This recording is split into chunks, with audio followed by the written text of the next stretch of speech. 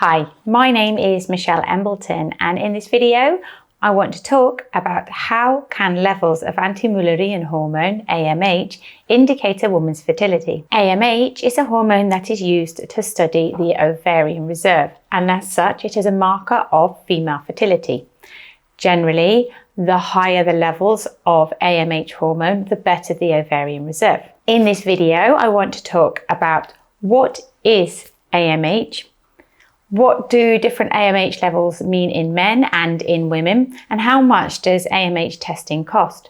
And I'm going to finish by looking at some of the most frequently asked questions from our users and answer them for you. Anti-mullerian hormone, or AMH, is a protein that is present in both men and women, although it plays different roles in different locations. Its main role is during pregnancy, where it is involved in the differentiation of the sexes. In a male fetus, anti-mullerian hormone is expressed during 8 or 9 weeks of age, and what it does is actually prevents the development of the Mullerian ducts. These are the structures that go on to form the fallopian tubes in the uterus. Hence, the expression of this protein, this hormone, means that the male fetus will not develop the uterus and the fallopian tubes. In a female fetus, this AMH protein is not produced at this stage, which allows the uterus and the fallopian tubes to develop. AMH will be produced by the fetus later on when the ovarian follicles are already present. After birth, in males, the AMH level maintains quite high until the boy reaches puberty. In women, AMH becomes important from the age of puberty. It is expressed by the granulosa cells of the ovarian follicles, and the ovarian follicles are where the eggs develop.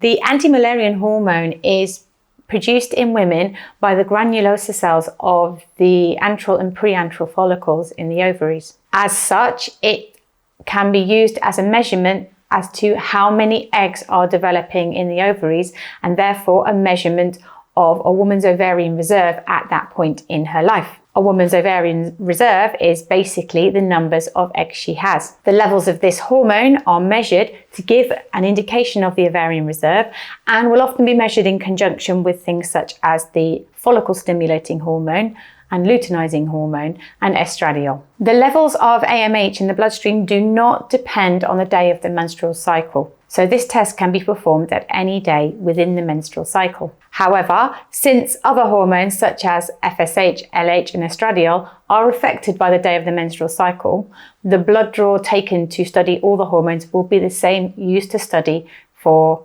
the AMH levels, and hence will be taken on the same day. The levels of AMH detected during that test give us an idea of the woman's fertility at that stage in her life when the test was taken. However, it is important to remember that different tests provide their measurements in different ways. The most commonly used units to express AMH levels are nanograms per milliliter. Values of over 6 nanograms per milliliter show very high levels of AMH. This shows a very good ovarian reserve.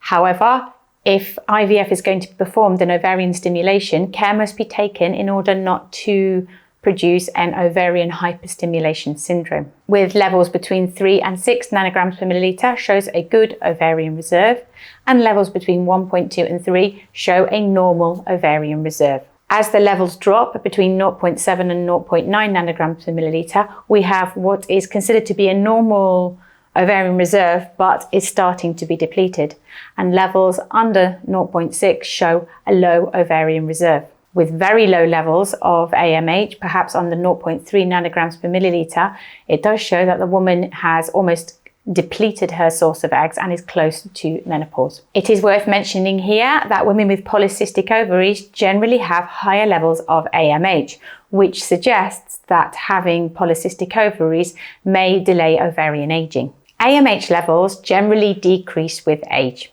as does the ovarian reserve. We tend to see a sharp decrease in AMH levels and ovarian reserve after the age of 36. If you are younger and have been shown to have lower AMH levels, you may want to think about fertility preservation to ensure that you have a supply of eggs for future use if you intend to delay motherhood. If you have been given low levels of AMH, you don't need to worry because assisted reproduction techniques can help you to become pregnant. In reality, your specialist will look at your levels of AMH in conjunction with levels of FSH hormone and possibly an antral follicle count to assess your overall ovarian reserve.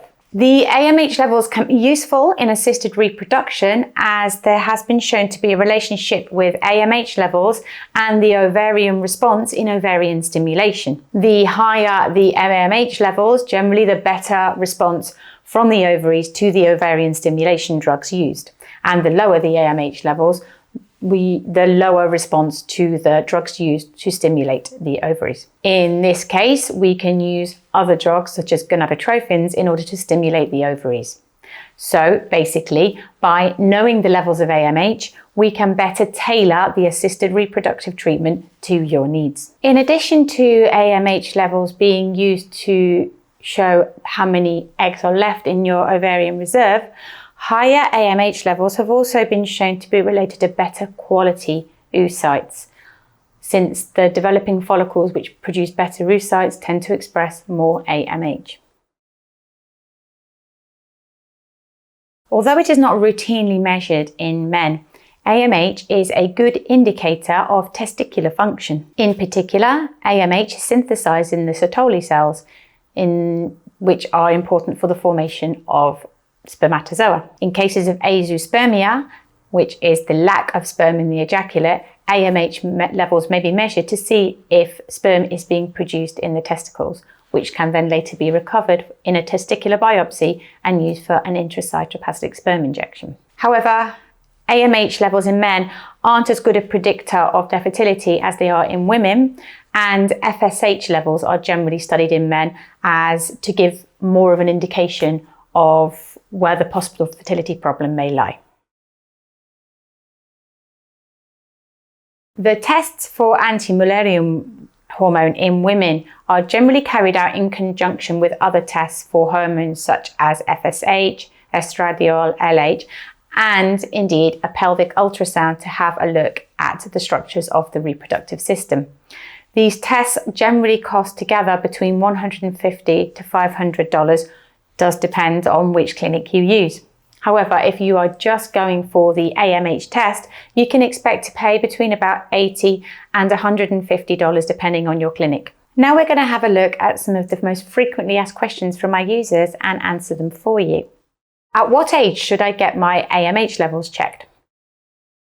Well, AMH is an indicator of your ovarian reserve since it is produced by the developing eggs within the ovary. It's a good idea to get this measured from your early 20s to give you an idea of what your ovarian reserve is, preferably when the woman is not older than 30.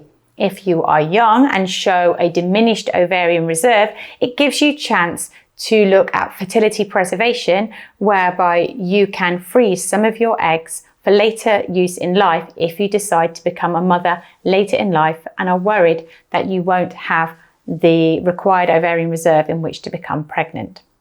My AMH levels are high. Why can't I get pregnant? Having a high level of AMH suggests you have a good ovarian reserve, but this is not the only factor involved in getting pregnant, and there may be something else that is leading to the infertility issues. In these cases, we recommend that both members of the couple attend a fertility clinic for full testing to find out what is the cause for the infertility and therefore find the best course of action in order for you to become parents. We would like to hear about your experiences, so please do leave us a comment below. And if you've liked this video and found it informative, please don't forget to click like and subscribe so you don't miss any of our future videos. And if you've enjoyed this video and found it informative, please don't forget to click like and subscribe so you don't miss any of our future videos. And as always, I'd like to remind you that in the description below, I leave you with a link to an article where you can read a lot more in depth about the anti-mullerian hormone and its indications for ovarian reserve.